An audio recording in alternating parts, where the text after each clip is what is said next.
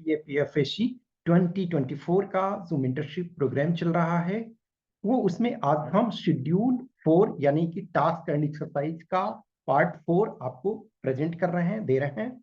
Parallelly हम आपको questions provide कर रहे हैं, आइदर वो पेपर 1 के पॉइंट ऑफ व्यू से हो और पेपर 2 के पॉइंट ऑफ व्यू से। अभी जो मेजोरिटी टास्क मैं दे रहा हूँ चीजों को पेपर 1 के पॉइंट ऑफ व्यू से समझने के लिए, और जहां जरूरत होता है मैं पेपर 2 के पॉइंट ऑफ व्यू से भी चीजों को दे रहा हूँ, पेपर 2 के पॉइंट ऑफ व्यू से भी चीजों को आपको समझा रहा हूँ। तो ग्रेजुअली धीरे धीरे मूव करें। ऑब्वियसली सब आपका एग्जाम जैसे जैसे नजदीक आता है आपके पास एक्सरसाइजेज बढ़ते जाते हैं, आपके पास टास्क बढ़ते जाते हैं, लेकिन अभी थोड़ा सा रिलैक्स ये मूड में है, रिलैक्स में धीरे धीरे अभी आपको चलना है, अभी आपको एक्सप्लोर करना है। अभी मैं टाइम आपको देता हूँ कि चीजों को पढ़ो, बार बार देखो, समझो, प्रीवियस ईयर पेपर को देखो। अभी जितनी बार आप इसको पढ़ोगे, एनसीईआरटी को या बेसिक बुक्स को जितनी बार आप पढ़ोगे और फिर जो प्रीवियस ईयर पेपर्स आए हुए हैं उनको देखोगे, तब पता चलेगा कि क्वेश्चन किस ढंग से फ्रेम किए जा रहे हैं। तो ये मैं इस समय थोड़ा धीरे चल रहा हूँ, नो डाउट पेपर 2 का जो स्पेसिफिक जो वीडियोस लेक्चर होंगे ये सारी, सो आपको अक्टूबर में फर्स्ट वीक से वो आपको स्टार्ट हो जाएगा, चीजें वहां मिलना स्टार्ट हो जाएगा।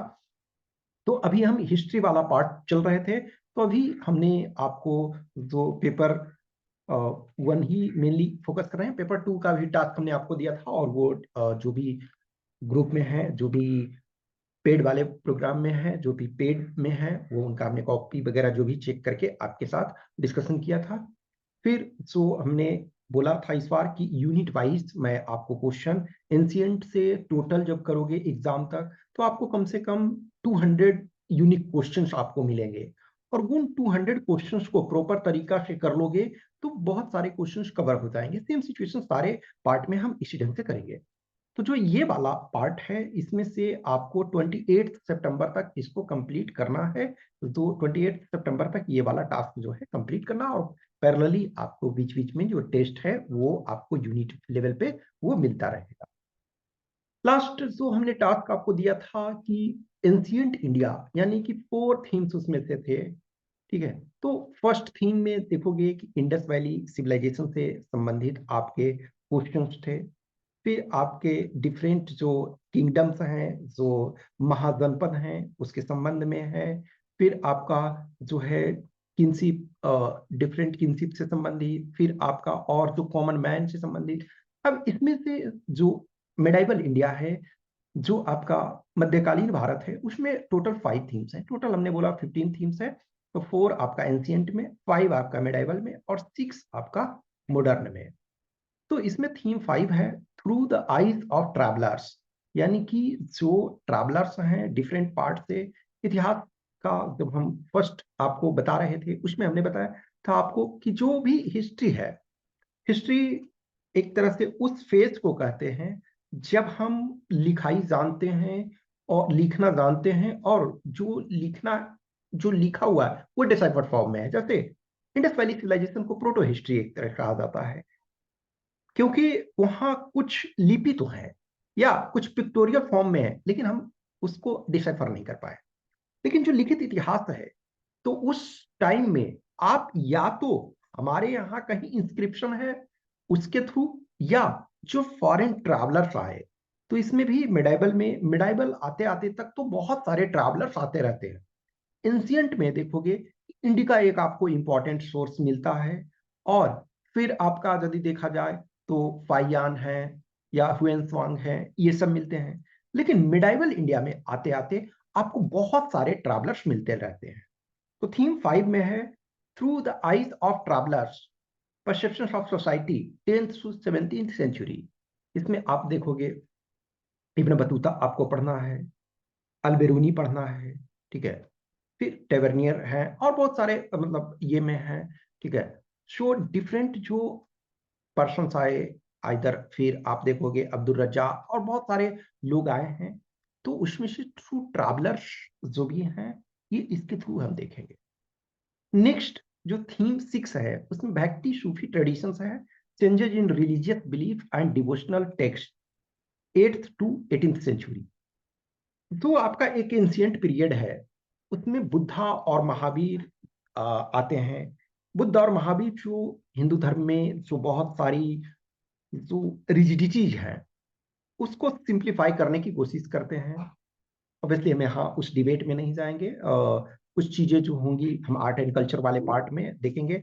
लेकिन वो पीरियड एक था 6th सेंचुरी BC, कहाँ चीजों को सिंप्लीफाई किया गया। यहाँ मेडाइवल टर्म में आते हैं तो भक्ति सूफी ट्रेडिशंस जो कि बहुत सारे जो रिलीजियस बिलीफ और ये हैं वो कम्प्लेक्स हैं, उनको आसान करने के लिए ये भक्ति सूफी ट्रेडिशंस आता है।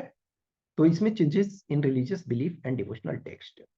थीम 7 जो है an imperial capital Vijayanagara. Vijayanagara empire से भी आपका एवरी टाइम क्वेश्चन पूछा जाता है। उस टाइम का जो साउथ इंडिया नॉर्थ इंडिया के आपने एंशियंट में मगध वगैरह के बारे में देखा, 16 महाजनपद। 16 महाजनपद में मेजोरिटी जो आप देखोगे असमक, सपोज करो कि साउथ इंडिया में है, के अलावे इधर कुछ जो है अफगानिस्तान वाले पार्ट में, पाकिस्तान वाले पार्ट में, या अदरवाइज मेजोरिटी देखोगे कि इधर आपके गंगा यमुना क्षेत्र में ही पाए जाते हैं।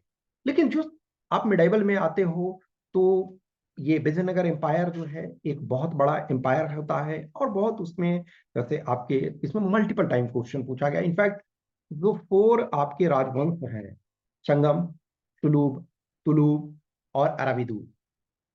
इनफैक्ट जैसे एक क्वेश्चन ये आपका कभी ऑर्डर में पूछा जाता है, या कभी ये पूछा जाता है कि जो विजयनगर एम्पायर के सबसे प्रतापी सम्राट, जो मोस्ट फेमस किंग, मोस्ट जो ये कह सकते हैं कि ग्रेटेस्ट किंग जो थे, वो किस डायनेस्टी से है, ठीक है। तो वो आपका कृष्णदेव राय के संबंध में तो तुलुवा से थे। फिर कभी कभी ये भी पूछता है कि जो फेमस तालीकोटा का बैटल है, बैटल ऑफ तालीकोटा, जिसको राक्षस तंगड़ी का युद्ध भी कहते हैं, वो किस राजवंश के, तो वो भी तुलुब डायनेस्टी के ड्यूरेशन में ये किया गया। तो उसके संबंध में आप पढ़ोगे तो इसमें भी बहुत सारी चीजें है। जैसे रामनवमी टिब्बा के बारे में क्वेश्चन आपको पूछा गया, वो विजयनगर एम्पायर से। हजारा रामा टेम्पल, तो ये सब चीजें आपको यहाँ मिलेगी। नेक्स्ट आपका थीम नंबर 8 है कि peasants, zamindar and the state. तो agrarian society and the Mughal empire. तो 16th 17th सेंचुरी, तो जो किसान, अब यहाँ मुगल जो आते हैं, यानी कि ये दोनों जो चैप्टर्स हैं, ये अब देखोगे कि इसमें हम वो वाला पार्ट को देख रहे हैं जो आपके पास प्री रिवाइज फॉर्म का है। अब जो भी रिवीजन्स वगैरह ये हैं, फिलहाल हम उसको बाद में देखेंगे चीजों को कि न्यू में क्या चेंजेस हुए हैं। लेकिन अभी हम इस पॉइंट ऑफ व्यू से देखते हैं जो आपका अभी प्री रिवीजन, यानी कि जो भी हाल के दिनों में था ना कि सिलेबस को जो भी मुगल एम्पायर वगैरह है उसमें से चेंजेस, तो हम अभी ये मान करके चलते हैं कि प्री चेंजेस को आप देखोगे। तो ये आपका थीम यहाँ 8 है, यानी कि यहाँ 4th थीम इसमें से। और लास्ट थीम इसमें यानी थीम 9 जो है, king and chronicles Mughal court.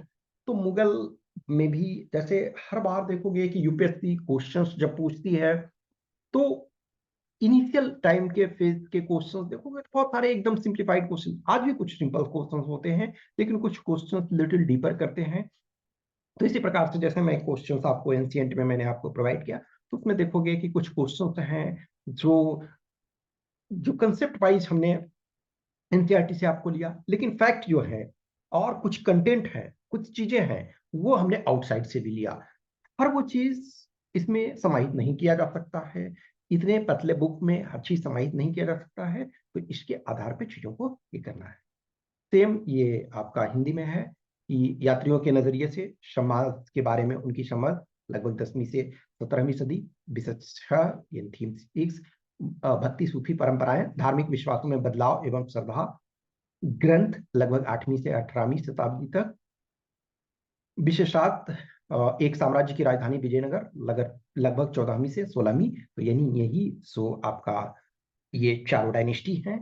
तो नेक्स्ट आपका विषय 8, किसान, जमींदार और राज्य, कृषि समाज और मुगल साम्राज्य, लगभग 16वीं और 17वीं सदी। विषय 9, राजा और विभिन्न वृत्तांत, मुगल दरबार, लगभग 16वीं और 17वीं सदी।